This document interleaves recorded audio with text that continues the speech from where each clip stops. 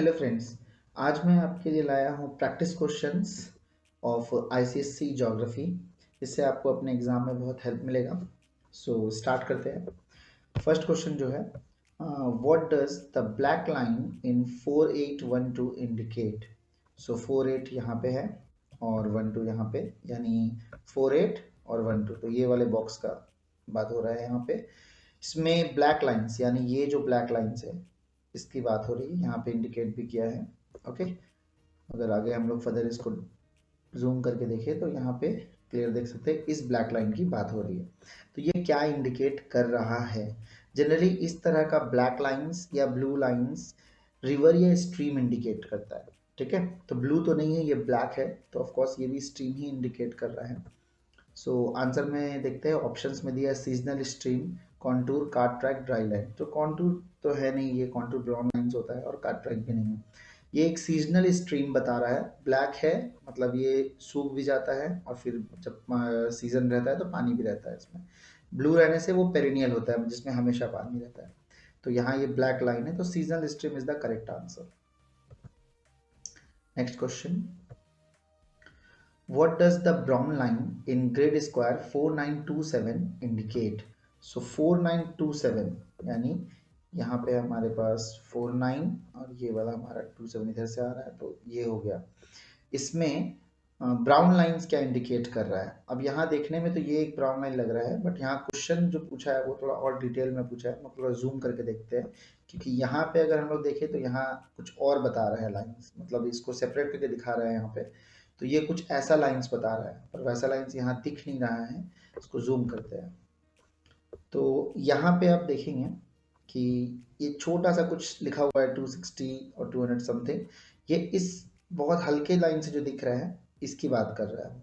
तो इस तरह का लाइन जिसमें नंबरिंग बीच में लिखा होता है, लाइक 260, 200, 400, 500, ये सब काउंटर लाइंस होते हैं। ठीक है, ये जो लाइन से बहुत हल्का ही होता है। जब ओरिजिनल मैप रहेगा तो वहाँ आपको दिखेगा, तो यहाँ थोड़ा हल्का है तो वो दिखेगा। तो जिसमें भी बीच में से नंबरिंग लिखा हो लाइन के बीच बीच में, तो वो सब काउंटर लाइंस होते हैं। तो यहाँ जो हमारा करेक्ट आंसर है नंबर बी, काउंटर लाइंस।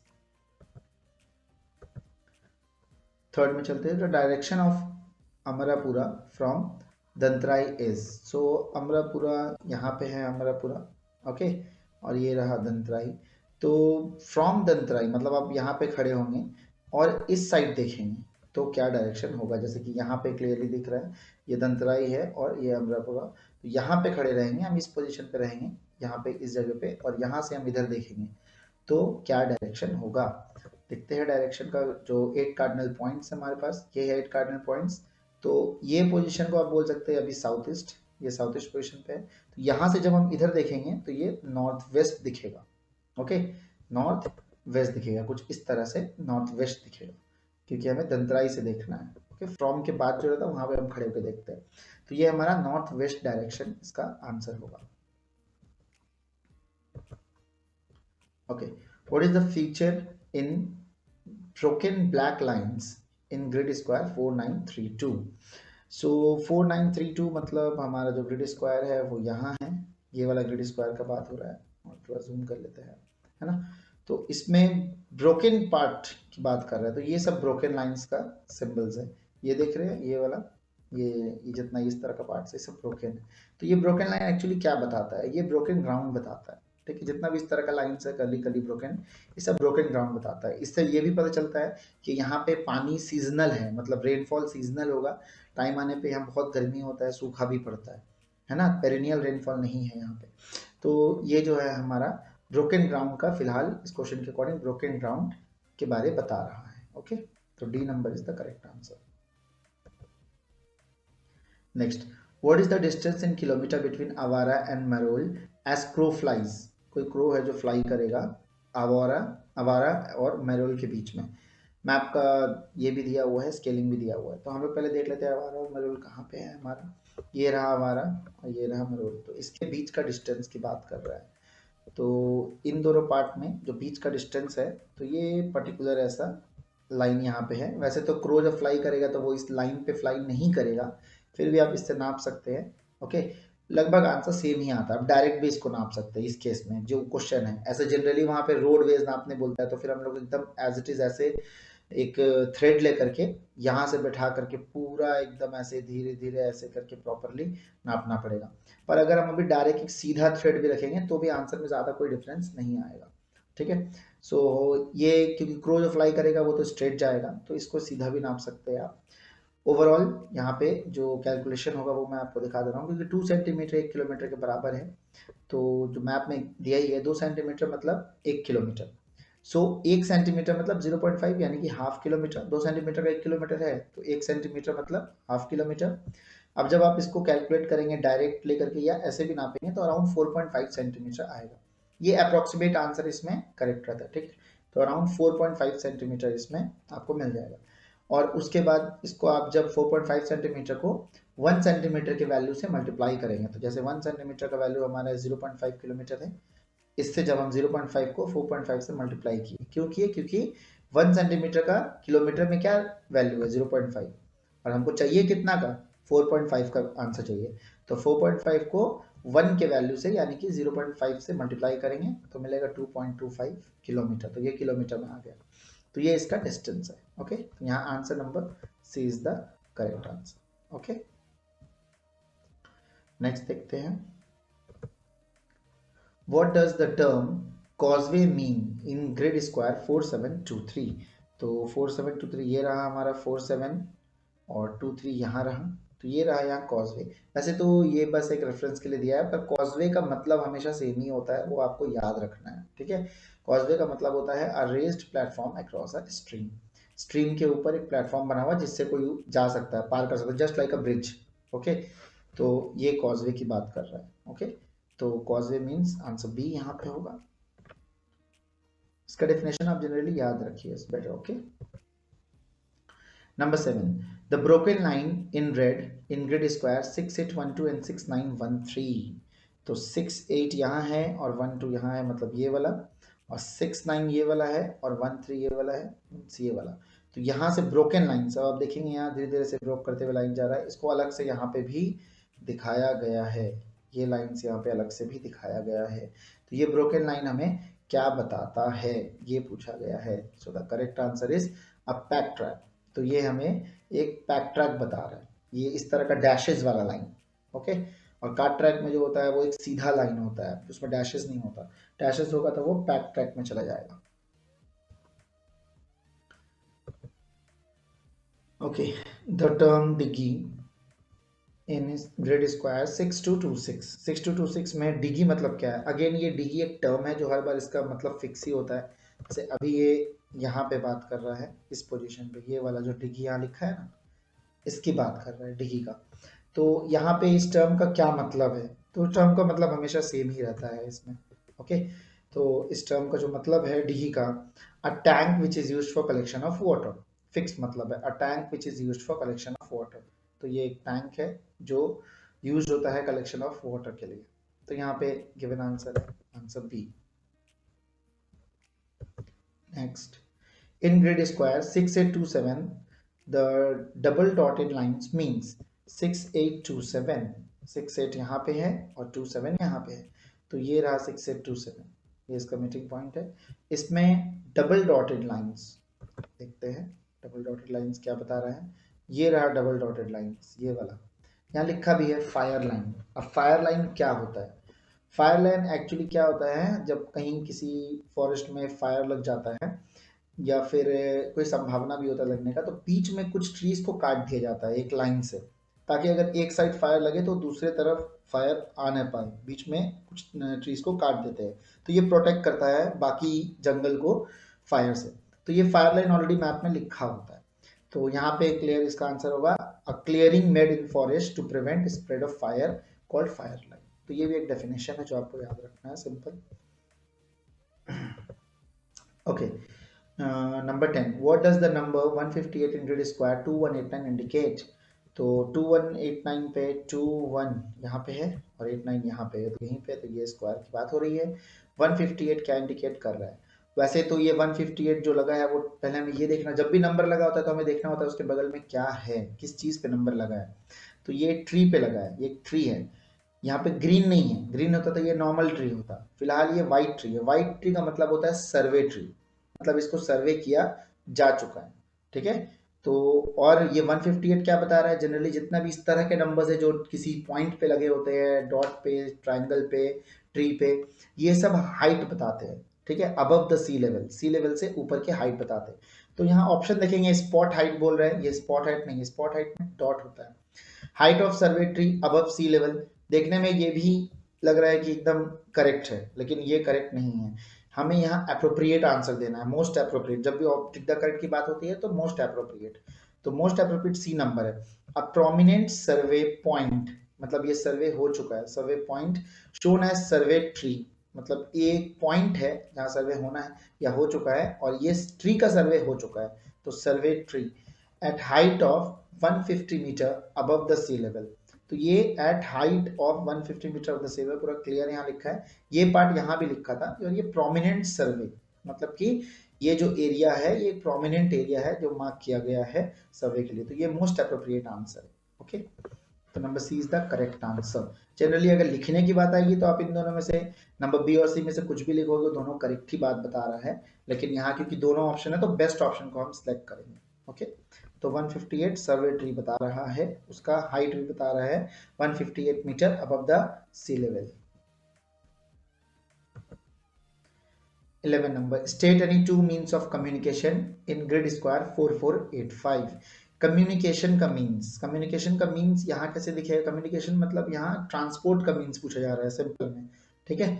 तो ट्रांसपोर्ट का मीन्स यहाँ ऑप्शन से भी आप देख के समझ सकते हैं, यहाँ जो भी हमारे पास यहाँ 4 ऑप्शन है इसको देख के भी आप समझ सकते हैं। वैसे हम इसको थोड़ा जूम करके देखते हैं, तो यहाँ पे हम लोग को क्लियर दिख रहा है, जो ग्रिड स्क्वायर की बात हो रही थी, ये बीच का ये वाला ग्रिड स्क्वायर की बात हो रही है।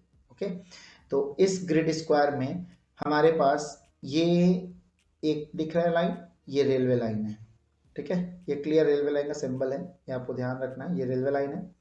और इसी ग्रिड स्क्वायर में NH14 भी है जो कि एक हाईवे है, ये हाईवे NH मतलब हाईवे, नेशनल हाईवे, और इससे एक रोड जा रहा है, ये ब्राउनिश कलर में पूरा फील्ड रोड है, मतलब ये मेटल रोड है, फील्ड रहेगा पूरा तो ये मेटल रोड है। तो हमारे पास 3 ऑप्शंस मिल गए, एक नेशनल हाईवे है, एक मेटल रोड है। अब नेशनल हाईवे भी क्या है, वो भी मेटल रोड ही कहलाता है, नेशनल हाईवे ऑल्दो है बोल सकते हैं, और ये एक मेटल रोड जो उससे निकल के आ रहा है। और ये वाला हमारे पास जो पार्ट है ये रेलवे है, तो रेलवे और मेटल रोड फिलहाल हम लोग ऑप्शन में देख लेते हैं, अगर मिलता है तो ये हम लोग को मिल गया, railway track and metal road. तो ये बेस्ट थिंग है जो हम लोग को बता रहा है कम्युनिकेशन के लिए, मतलब आने जाने के लिए जो ट्रांसपोर्ट का सिस्टम है जो फॉलो होता है वो यहाँ रेलवे और मेटल रोड फॉलो होता है। ओके, तो ये B is the correct answer.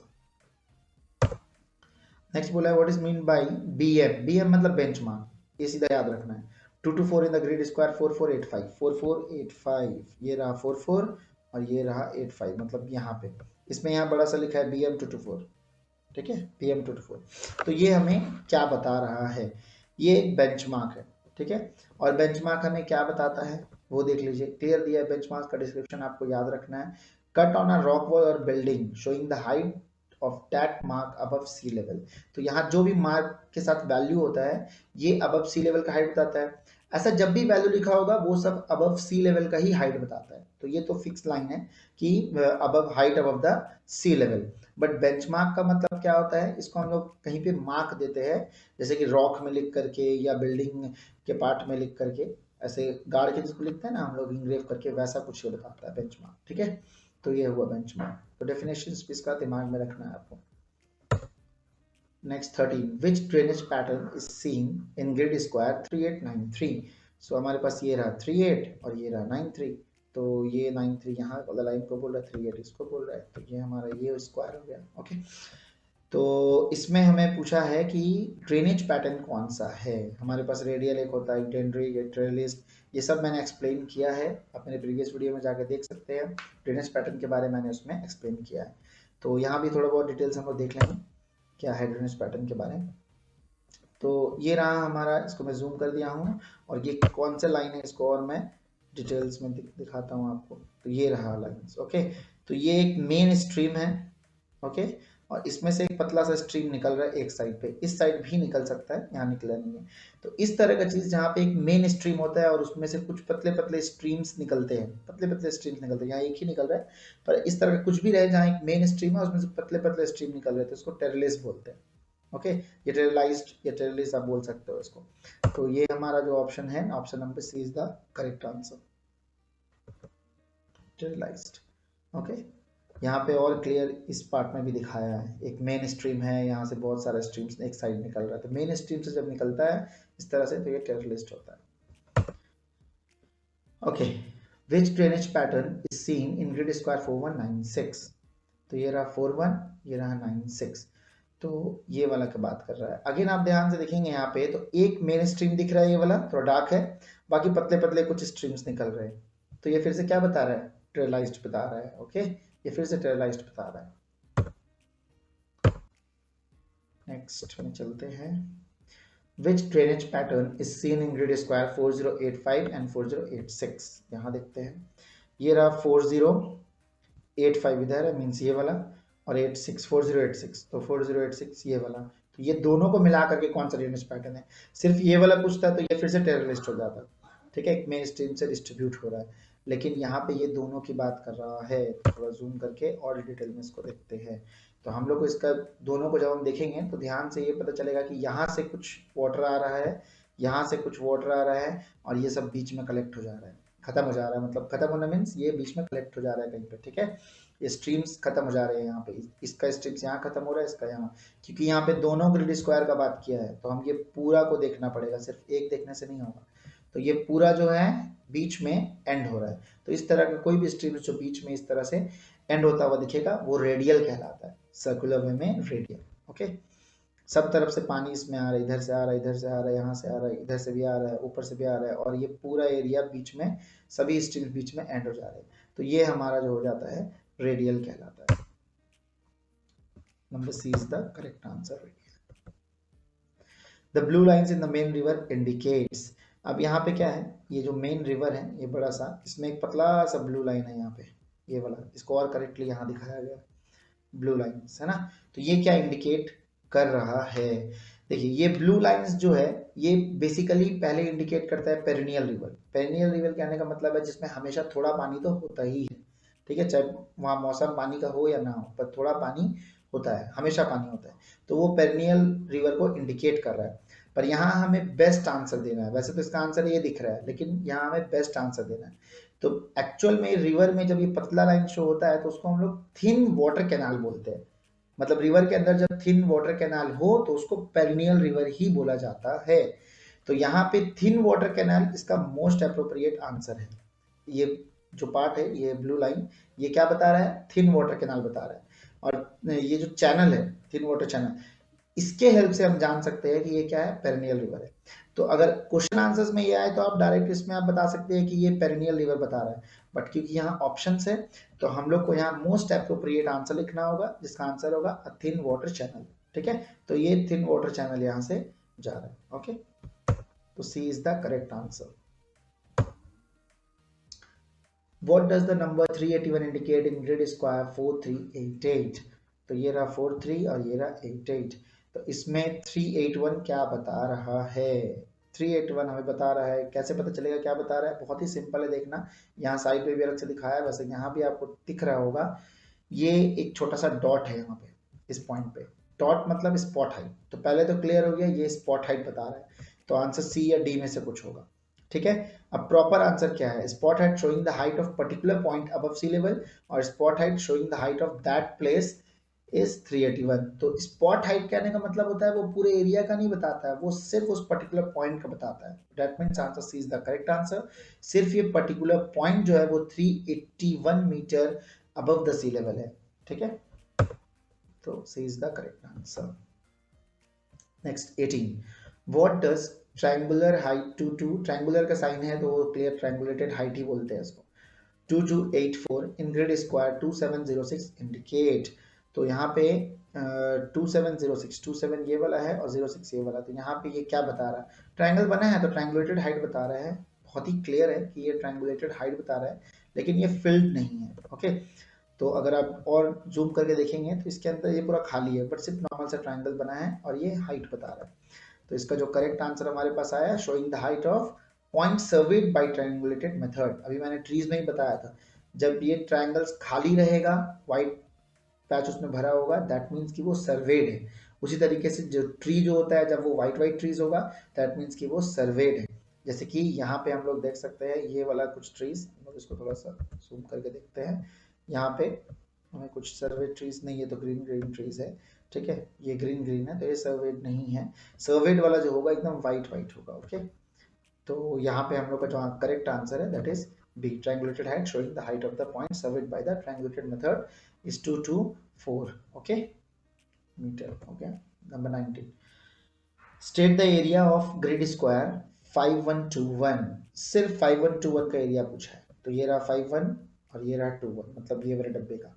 तो एक डब्बे का एरिया पूछा, जनरली हम लोग कभी भी एक ही डब्बे का निकालना होता है। अगर वो मल्टीपल डब्बा भी बोलता है, मल्टीपल बॉक्सेस ही बोलता है, तो एक का निकाल के जितने बॉक्सेस होंगे उतना से मल्टीप्लाई कर देंगे। वेरी सिंपल है। स्केल दिया है 2 सेंटीमीटर इक्वल टू 1 किलोमीटर, बहुत ही कॉमन स्केल है ये। तो यहाँ आप देखेंगे तो हमको बस इस पार्ट का बात कर रहा है वो, ये जो पार्ट अभी मैंने मार्क किया, बस इस पार्ट का बात कर रहा है। तो इस तरफ का लाइन 2 सेंटीमीटर, उधर का लाइन भी 2 सेंटीमीटर, दोनों तरफ का लाइन लेफ्ट का और अपर का 2 सेंटीमीटर ले लिए। लेंथ और ब्रेथ जैसे हम लोग बोलते हैं, लेंथ इंटू ब्रेथ किए तो फाइनल हमारा जो आंसर आ जाएगा, इसको कैलकुलेट करते हैं। तो हमारे पास एरिया का फॉर्मूला होता है लेंथ इंटू ब्रेथ, और ये area equal to 2 centimetre into 2 centimetre, और इसको हम मल्टीप्लाई नहीं करेंगे, इसका एक्चुअल वैल्यू मल्टीप्लाई होगा। सो 2 सेंटीमीटर का मतलब कितना था यहाँ पे, 1 किलोमीटर, तो ये रहा 1 किलोमीटर, और इसके जगह भी 1 किलोमीटर, तो आया यहाँ पे हमारा वैल्यू 1 इंटू 1, 1 किलोमीटर स्क्वायर। तो एक डब्बा का वैल्यू कितना हुआ, 1 किलोमीटर स्क्वायर हुआ। अगर यहाँ पे 4 डब्बा देता, वो पूरा कंप्लीट रेंज देता ग्रिड स्क्वायर का, तो ये पूरा 4 डब्बा सेलेक्ट करते, पर कैलकुलेट एक का ही कर लेते और उसको 4 से मल्टीप्लाई कर देते, तो हो जाता 4 का आंसर। तो फिलहाल जो करेक्ट आंसर है वो 1 किलोमीटर स्क्वायर आंसर है। तो ये आंसर हो गया सी, 1 square kilometre. Name the 3 types of communication shown in grid square 6621। तो ये रहा हमारा 66 और ये रहा 21, ये वाला पार्ट। इसमें अगेन पूछा है कम्युनिकेशन शोन, कम्युनिकेशन शोन। तो कम्युनिकेशन जो है वो अगेन हमको ब्राउन लाइन से ढूंढना होगा, डार्क ब्राउन लाइन से। ओके, जैसे कि यहाँ अलग से करके भी कुछ दिखाया है, इस तरह से अलग अलग कुछ दिखाया है। तो ध्यान से अगर हम देखें तो एक ये वाला पार्ट है, यहाँ पे भी दिख रहा होगा एक ये वाला पार्ट, तो एक ये वाला पार्ट हमारा है कम्युनिकेशन के को देखने के लिए, एक ये वाला पार्ट, ठीक है। अगर जूम करते हैं तो यहाँ दिखेगा, देखिए ये वाला पार्ट। तो ये एक हमें मेटल रोड बताते रहे, इस तरह का जो भी फील्ड पार्ट होता है मेटल रोड, और डैशेज वाला को हम बताए थे पैक ट्रैक, ठीक है, पैक ट्रैक बोल सकते हैं, और ये डॉट डॉट वाला को फुटपाथ बोल सकते हैं, फुटपाथ। तो हमारे पास जो आंसर आया है फुटपाथ, पैक ट्रैक और मेटल रोड, एकदम करेक्ट आंसर है। डैशेज वाला को पैक ट्रैक था, डॉट डॉट वाला जो बना हुआ है वो फुटपाथ होता है, और इस तरह से जो फील्ड वाला होता है वो मेटल रोड होता है। तो आंसर करेक्ट है यहाँ पे हमारा। 3 कम्युनिकेशन मेथड है इसमें। Next 21, give 4 figure grid reference of temporary huts. तो पहले टेम्पररी हट्स खोजना पड़ेगा। देखने में ऐसे तो यहाँ पे लग रहा होगा हट्स है, पर ये हट्स नहीं है, ये परमानेंट हाउसेज है, ठीक है। हट्स जो होता है वो छोटा छोटा रहेगा और बीच में पूरा खाली रहेगा, सिर्फ बाउंड्री रेड रेड रहेगा। तो यहाँ पे क्लियर वैसे दिखाया भी है, इस तरह से कुछ रहेगा। तो जूम करते हैं, ये देखिए यहाँ छोटा छोटा दिख रहा है हट्स, इस तरह से ये छोटा छोटा हट्स हैं, ओके, स्मॉल हट्स, खाली खाली है अंदर अंदर, और सिर्फ यहाँ पे रेड रेड बना हुआ है स्क्वायरिंग में। तो ये पार्ट में हम लोगों को कैलकुलेट करना है इसका ग्रिड डिफरेंस। तो बहुत ही ईजी है इसका ग्रिड डिफरेंस कैलकुलेट करना।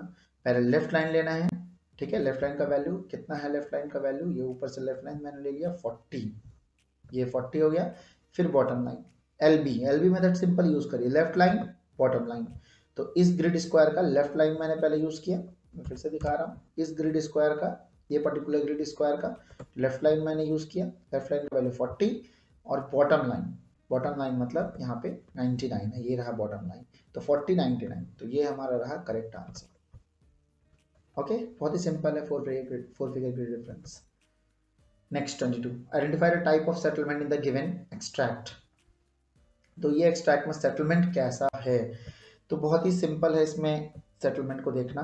ये साफ दिख रहा है परमानेंट हाउसेस, और एकदम चिपका हुआ है एक दूसरे से, यहाँ भी चिपका हुआ है, इसको अलग करके दिखेंगे तो यहाँ क्लियर क्लियर दिख रहा है एक दूसरे से सटा हुआ है। इस तरह के सेटलमेंट को हम लोग न्यूक्लिएटेड बोलते हैं। कॉम्पैक्ट भी बोल सकते हैं। सो कॉम्पैक्ट सेटलमेंट और न्यूक्लिएटेड सेटलमेंट। ओके, जूम करके भी मैं आपको दिखा दे रहा हूँ, ये देखिए कैसे मतलब एक दूसरे के साथ एकदम स्टिक किया हुआ है, चपका चपका घर है, सब एक जगह पे भरे हुए हैं वैसा। ओके, तो ये हो गया हमारा compact settlement and nucleated settlement.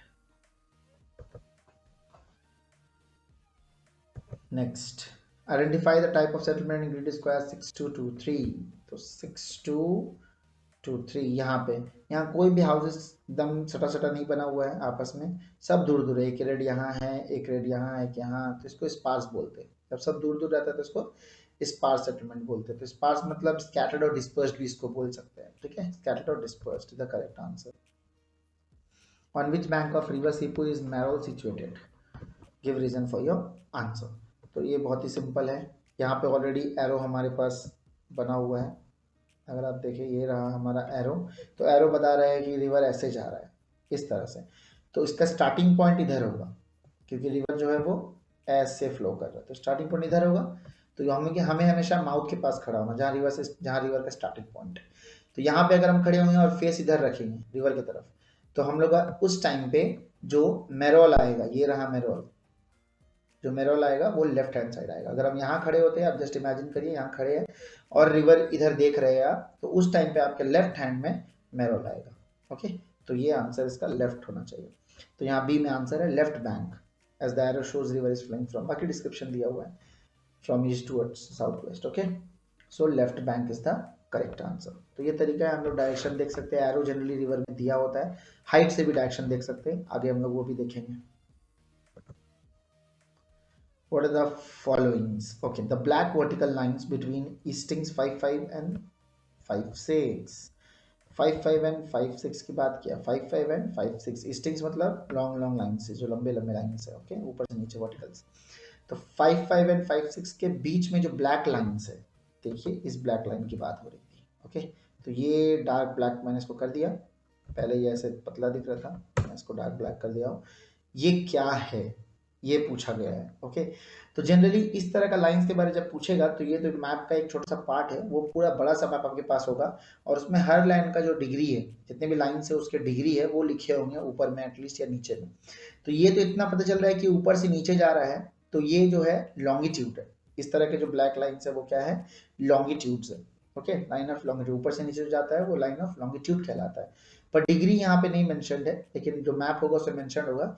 इस पर्टिकुलर मैप के अकॉर्डिंग अगर इसका फुल मैप आप देखेंगे तो उसमें जो आंसर रहेगा वो 37.30 रहेगा। तो ये करेक्ट आंसर ये वाला इसका हो गया। ठीक है, पर जब पूरा मैप आपके पास रहेगा तो वहाँ ये डिग्री भी आपको दिखेगा, इस लाइन के ऊपर यहाँ लिखा होगा, जैसे कि ये नंबरिंग्स लिखे हैं ना, वैसे ही लैटिट्यूड लॉन्गिट्यूड का भी डिग्रीज एकदम मैप के ऊपर या नीचे में लिखा होता है। सेकंड में हॉरिजॉन्टल के बारे में पूछा है, तो हॉरिजॉन्टल में ये जो बात कर रहा है इस लाइन की बात कर रहा है। तो अगेन ये हॉरिजॉन्टल लाइंस को हम लोग क्या बोलते हैं, लैटिट्यूड बोलते हैं। ओके, तो लाइन ऑफ लैटिट्यूड हो जाएगा, और अगेन डिग्री इसका भी हम मैप में, पूरे मैप में लिखा मिल जाएगा आपको, तो इसलिए यहाँ डिग्री वाला हम सेलेक्ट कर रहे हैं answer. Okay, next, what is the conventional sign given in grid square 5824। तो ये रहा हमारा 58 और ये रहा 24। तो 5824 मतलब यहाँ पे, यहाँ कौन सा कन्वेंशनल साइन यूज हुआ है, कोई सिंबल यूज हुआ है ना, देखते हैं। ये देखिए ये छोटा सा सिंबल, इसको ब्रिक बोलते हैं, कन्वेंशनल साइन है ये। ओके, मैप का, टोपोग्राफिकल मैप का एक साइन है। तो ये ब्रिक, ब्रिक के नाम से भी आप लोग उसको जानते हो, तो ये ब्रिक है। ओके, तो ये बात की है ब्रिक का, तो इसका जो हमारे पास आंसर होगा वो ब्रिक। ओके, तो answer A is the correct answer. Okay, what does the area shown in green wash represent. Green colour का एरिया क्या बता रहा है, ग्रीन कलर का एरिया बहुत सिंपल है, फॉरेस्ट बताता है बस। तो ये रहा, forest is the correct answer. Next, name the relief feature shown bye contour in grid square 7127। हाँ, ये थोड़ा मैप डिटेल में देखना होगा हमें।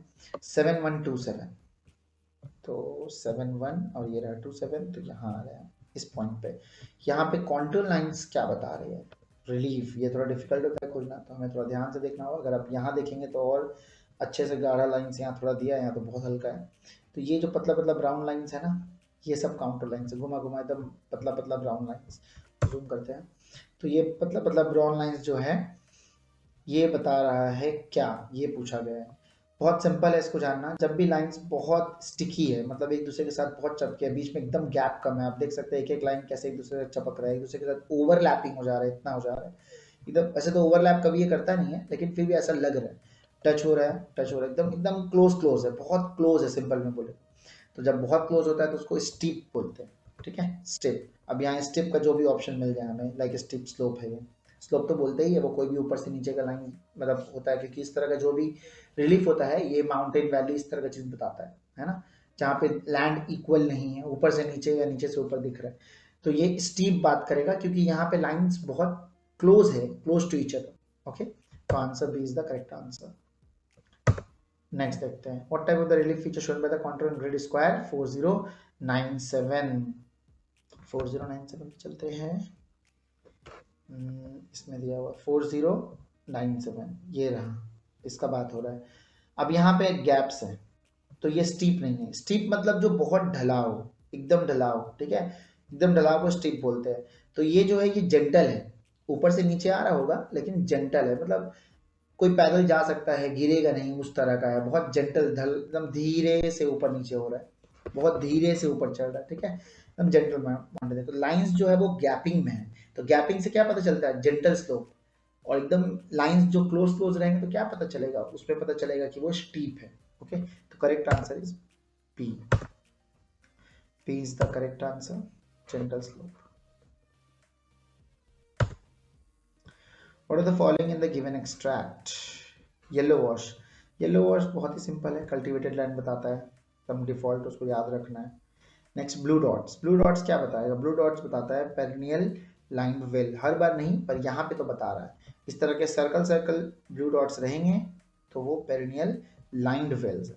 ओके, टैंक रहेगा तो वो थोड़ा सा बड़ा में ऐसे इक्वल, ऐसा सर्कल सर्कल नहीं रहेगा। ओके, नेक्स्ट 31 में क्वेश्चन जो है, what does 10R indicate in grid square 6832। तो 6832 में जो ग्रिड स्क्वायर है उसमें क्या 10R क्या बता रहा है, तो वो बहुत क्लियर दिख रहा है 6832 ये वाला पार्ट, लेकिन 10R बहुत छोटा है। लेट्स सी, तो ये रहा 10R। तो रिलेटिव जब भी आर लिखा होता है ये रिलेटिव डेप्थ या रिलेटिव हाइट बताता है। रिलेटिव मतलब आसपास के ग्राउंड के हिसाब से इसका क्या हाइट है, ये अबव सी लेवल नहीं बता रही है, आसपास के ग्राउंड के हिसाब से इसका क्या हाइट है।